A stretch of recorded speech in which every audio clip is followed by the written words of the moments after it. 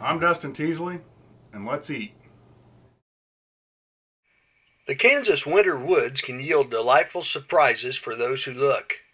Heavy rains in late December brought on a late crop of oyster mushrooms, Pleurotus austriatus. These are excellent edibles that grow on cottonwood or willow trees, and they're hard to mistake for anything else. Oyster mushrooms normally fruit in late fall, but conditions brought them out this year later than expected. I found another group in edible condition just this morning, the first week of January. Oyster mushrooms are delicious however they're cooked, but for this bunch I enlisted Dustin Teasley, Kansas Wildlife Parks and Tourism's graphic designer and well-known local food expert. Teasley writes a continuing column called Let's Eat for Kansas Wildlife and Parks bi-monthly magazine. And he didn't disappoint when he demonstrated his recipe for wild mushroom soup. Here's how he does it.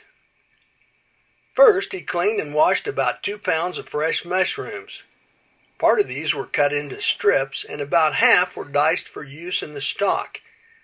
He also diced a medium onion and a small bunch of fresh winter garlic. Then he was ready to begin.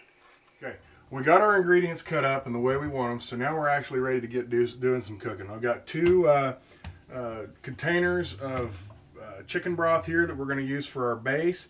We got some flour that we're going to add to it to add some consistency or thickness to the broth itself.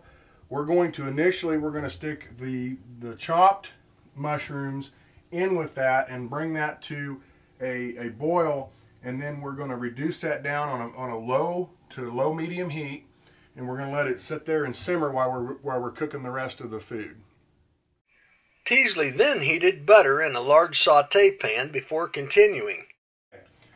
Over here in our pans we've got the chicken broth going and we got some butter melted.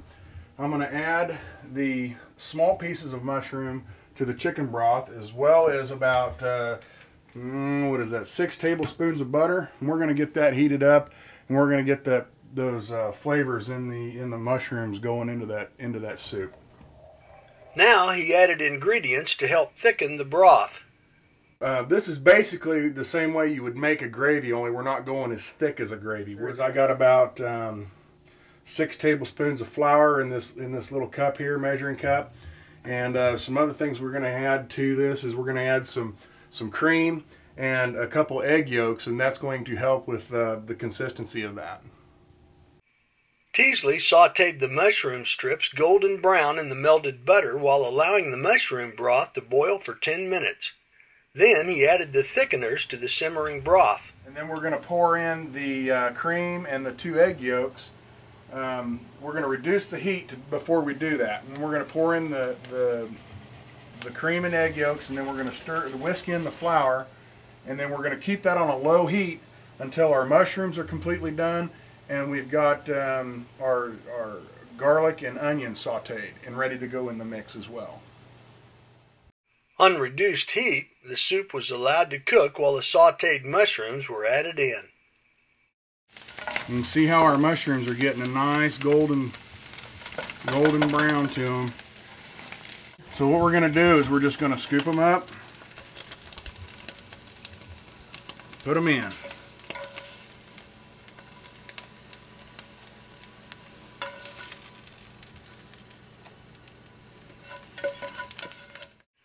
Diced onions and garlic were sauteed separately to keep their flavors complementary to the mushroom soup. Otherwise, they could be overpowering. When finished, they were added into the main kettle. And finally, black pepper and sea salt were added to season the finished product. Then it was allowed to cook on low heat for another hour or so to thicken and blend the flavors. So this is wild mushroom soup. You can go to the store and you can buy all kinds of things to eat, but nothing is going to be as good as when you go get it yourself, and you can take pride in doing a meal like this that come from the woods. The Kansas outdoors is full of wild bounty for those who get out, and oyster mushrooms are a great example. Especially with mushrooms, though, always make sure you're eating an edible species, since some kinds are poisonous. But many kinds of wild mushrooms are safe, delicious, and easy to identify. For a detailed recipe of wild mushroom soup, see Teasley's column in the March-April issue of Kansas Wildlife and Parks magazine. It will also work for mushrooms you buy at the store. It's delicious and you'll be glad you tried it. Bon appetit! I'm Mike Blair for Kansas Wildlife, Parks, and Tourism.